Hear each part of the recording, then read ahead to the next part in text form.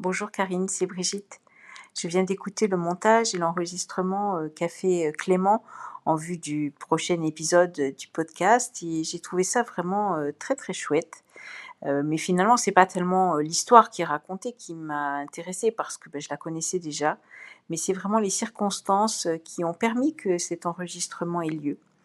Et bien entendu, au cœur de ces circonstances, c'est vous, Cyril et toi, et le lieu que vous avez créé qui a fait que ces rencontres, ces liens ont pu se faire. Et je trouve ça vraiment formidable. J'aime bien quand on arrive à faire des liens, à tisser des choses, à tisser des projets, à rapprocher des, voilà, des personnes. Et j'ai trouvé ça vraiment très, très bien, voilà. Et tout ça, c'est grâce, à la boutique dans laquelle, je me suis, retrouvée, assez souvent parce que, découvrant le quartier, voilà, je m'y suis rapidement sentie très bien. On est accueillis dans cette boutique, on est reconnu, on n'est pas anonyme et ça, c'est vraiment, formidable, surtout lorsqu'on arrive dans une ville qu'on découvre. Donc le croque-frites du samedi a pris une nouvelle saveur à partir du moment où, je n'étais plus anonyme dans ce magasin. Voilà et donc tout ça, converge jusqu'à la réalisation de ce podcast dont j'aurais jamais pensé qu'on arrive, à faire se rencontrer à ce point-là, tout ce beau monde. Voilà. Eh bien merci en tout cas. Merci pour tout ça et à très bientôt.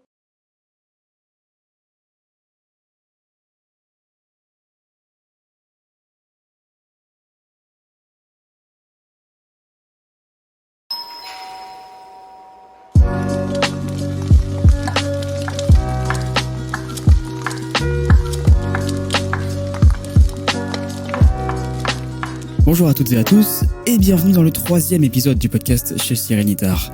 J'espère que vous allez bien. Aujourd'hui, nous ne sommes pas chez Sirenitar. Et non, on va partir un petit peu plus loin, plus précisément en campagne et encore plus précisément à Vérane, chez Dominique Ventre qui est vigneron et qui va nous raconter un petit peu son histoire du vin, de la région, mais également son rapport à la musique. Le podcast va durer assez longtemps, c'est pour ça que je vais un petit peu m'effacer aujourd'hui et vous laisser découvrir de manière authentique ce que dit Dominique parce que c'est vraiment très intéressant. Je ne vous en dis pas plus, je vous invite à écouter le podcast de manière calme, tranquillement posé sur votre canapé et je vous dis à tout de suite pour la conclusion de l'épisode.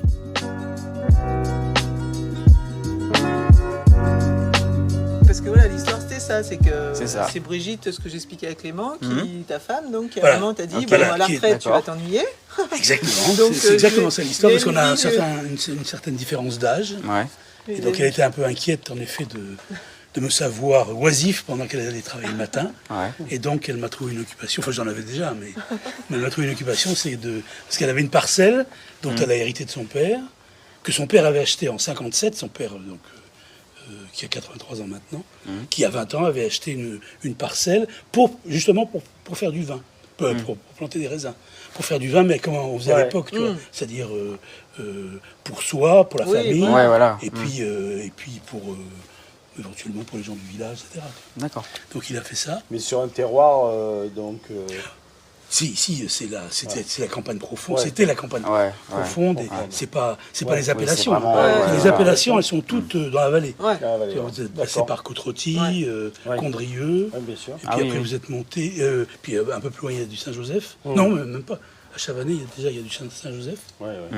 Et après, quand on monte sur les hauteurs entre guillemets locales, c'est des vins de pays. Mais avec les mêmes cépages, en principe. Sauf alors voilà, justement en question cépage, on sait comme on n'est pas en appellation, on est libre de faire ce qu'on veut. Et donc on a planté en rouge, sur cette parcelle-là, on a planté de la Syrah, qui est le cépage traditionnel du Rhône Nord. Et en blanc, on s'est laissé un peu. Parce qu'en blanc, t'as Chenin, t'as Sauvignon. J'ai Marsanne-Roussanne. Marsanne-Roussanne, qui sont les cépages locaux standards, mais qui donnent des vins un peu plats, quoi. Enfin, selon le vigneron. Et donc, voilà, comme on était libre, on s'est senti libre de faire ce qu'on voulait. Donc, on a pris du chenin, qui est le cépage de la Loire, du chardonnay, qui est le cépage de Bourgogne, et du Riesling. Voilà. Et quand tu dis on, parce que alors du coup, c'est toi qui à ce moment... C'est moi qui ai financé, mais moi, il se trouve que Brigitte avait un cousin, elle a toujours, qui est le vigneron du coin, François Dumas, et on lui a proposé de prendre en charge la plantation. Moi, je finançais, et la plantation et la vinification, ce qu'il a accepté. Et donc, ce que j'ai planté, c'est sous sa coupole, sous sa férule même, on dirait. Toi, tu fais le manard, et puis... Oui, j'ai fait le manard, d'ailleurs. Je continue à faire le manard, d'ailleurs. C'est du boulot, c'est vrai, Oui, c'est du boulot, et du boulot vachement dur. C'est ce que tu disais.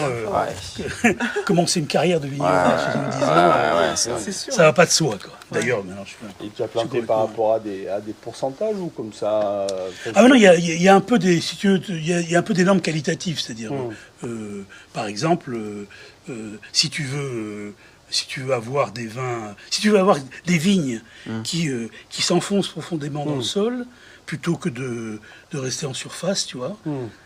Alors il faut planter de manière assez dense. Et en l'occurrence, dense, ça veut dire des rangs au plus de 1,30 m, distants de 1,30 m. Alors qu'en général, pour passer le tracteur, par exemple, tu fais des rangs de 2 mètres. Et puis la distance, dans un rang, la distance entre des ceps est plutôt de 80-90 cm. Donc c'est une plantation un peu dense, sur 4000 m², j'ai 3000 ceps. Donc ça veut dire 6000... Et c'est là où tu as mélangé. Oui, alors, là on a mélangé. On a mélangé. C'est là où justement, si tu as du pourcentage, tu t'es dit, je vais mettre 10% de... Oui, c'est ça. Enfin, c'est plutôt, on va faire 4 ans de Riesling, c'est plutôt comme ça qu'on a vu. Alors, j'ai 29 francs. On ira les voir, si c'est possible. J'ai 29 francs, et sur les 29 francs, j'ai 4 ans de Riesling, après des rangs de Marsanne-Roussanne, après un rang de Chardonnay, un rang de Chenin. Et tout au même endroit, c'est sur ces 4000 mètres, quoi. Alors lui, le vigneron, il a d'autres parcelles. Oui, bien sûr. Y compris près, d'ailleurs. Et tu fais combien du hecto-hectare sur t'arrives à faire combien? Alors, pour le moment, si tu veux, je pourrais dire que j'ai pas eu de chance parce que la première année, tu sais, on peut faire du vin qu'au bout de 3 ans. Ah, 3 ans. On dit 3 feuilles, à la 3e feuille. Moi, il se trouve que j'ai toujours, de tout temps, aimé le vin, aimé les plaisirs de la bouche, quoi, la bouche et le vin. Et pendant toute ma vie professionnelle, quoi, j'ai beaucoup œuvré autour du vin, là où j'étais. Moi, j'étais ingénieur, j'étais pas du tout dans le domaine,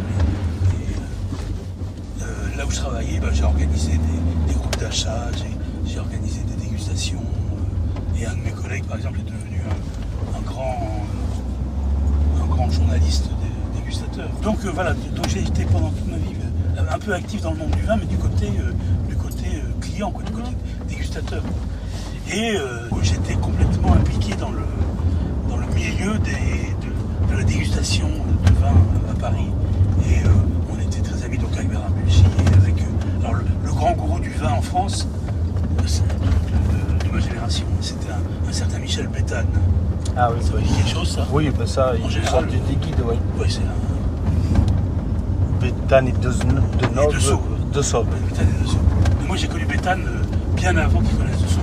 D'accord. Et donc voilà, on pourrait dire que c'est Béthane qui m'a formé, quoi. Qui nous a formés d'ailleurs. Bernard Buchy et moi-même. Mais moi, 40 ans après, je suis toujours aussi nul. Non, mais vraiment. J'ai découvert ce que c'était que en face, là. Avec François, j'ai découvert ce que c'était que être de l'autre côté. C'est intéressant, ça, d'ailleurs, d'un côté. De voir les deux, oui, absolument. Et lui, c'est un dégustateur. Bon, c'est un mec un peu exceptionnel, je pense. Et c'est un dégustateur de vin. Un vrai dégustateur. François Dumas, par là. Et je me suis rendu compte que moi, j'étais un buveur de vin, mais pas vraiment un dégustateur. Même si j'ai prétendu déguster toute ma vie. Ouais, zéro. Quoi. C'est vraiment un... Quand on rencontre des dégustateurs et que... Moi j'ai eu cette expérience-là, mais vraiment de l'aveugle, même pas dans la forme de la bouteille, rien. C'est ça. Les gars, ils vous sortent le terroir, le machin, le truc. Ouais, c'est impressionnant. C'est très impressionnant. Puis en plus, indépendamment de trouver toutes ces caractéristiques-là, c'est de trouver les petits défauts qu'il y a, comment ça va évoluer. Attention, c'est un peu étroit. La richesse, c'est hallucinant. Puis, franchement, ils emploient des vocabulaires, enfin des notions que je comprends pas. Souvent, je suis au milieu et je comprends pas ce qu'ils disent. Là, à gauche, là. Mais parce que ça va être des termes très techniques ou... Oui, tu vois, quand il dit bon, il y a trop de volatiles. Ah oui. Ouais. Ou alors il y a de l'acétate. Alors c'est souvent des notions chimiques, mais l'œnologie c'est ça, c'est la chimie. Bien sûr. Donc,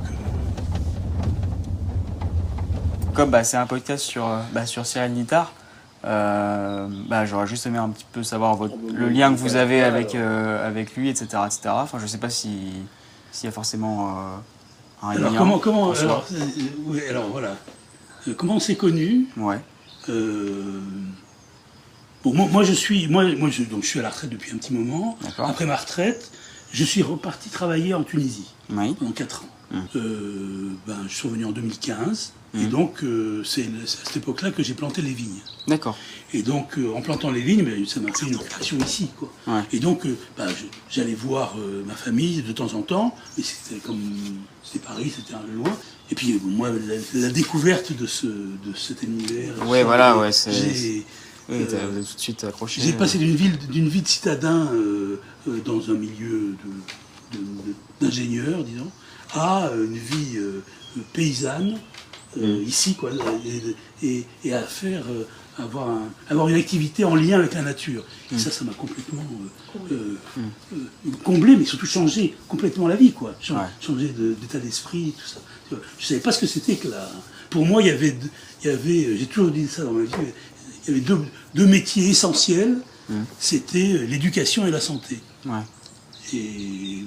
Mais quand je suis arrivé ici, je me dis non, c'est pas le métier essentiel, c'est bouffer quand même. C'est faire à bouffer. C'est ça. C'est donner à bouffer aux gens pour vivre. Ouais, exactement. Et c'est la nature, c'est ici qu'on trouve tout ça, quoi. Donc c'est quand même l'agriculture le truc le plus important qui soit, quoi, avec toutes ses composantes. Ouais, bien sûr.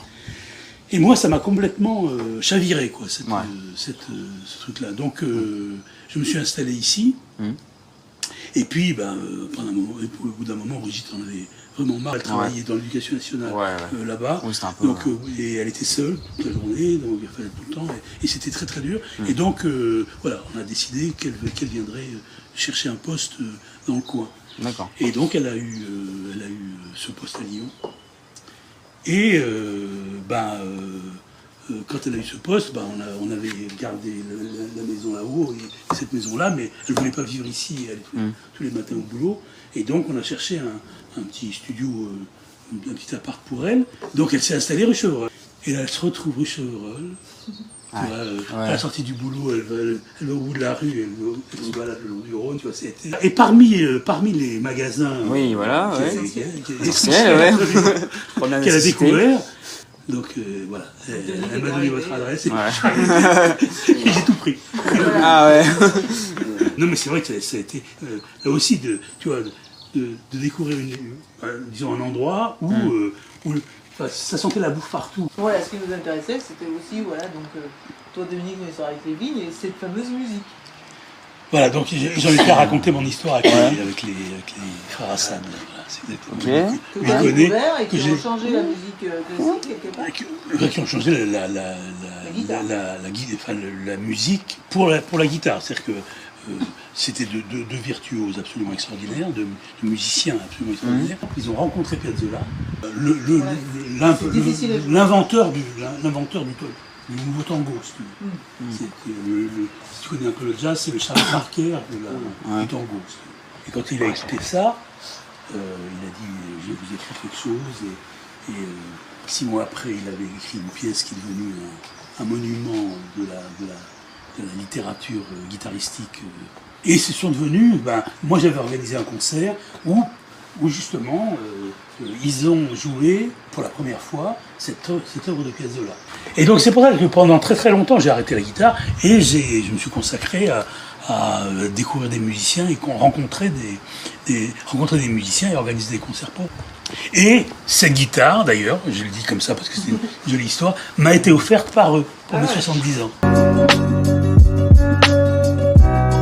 C'est la fin de ce 3e épisode du podcast chez Cyril Nitard, un petit peu plus long que d'habitude, mais j'espère tout de même qu'il aura été intéressant et instructif pour vous. En tout cas pour moi c'était le cas. Et je remercie évidemment Dominique de nous avoir accueillis. J'ai passé un excellent moment et j'ai appris beaucoup de choses. Merci encore de votre fidélité. Vous pouvez nous retrouver sur la page Facebook, l'Instagram, le site internet cyril-nitard.com, mais également sur la chaîne YouTube de Cyril Nitard. Et évidemment, comme toujours, au 84 rue Péchevelin dans le 7e. À bientôt.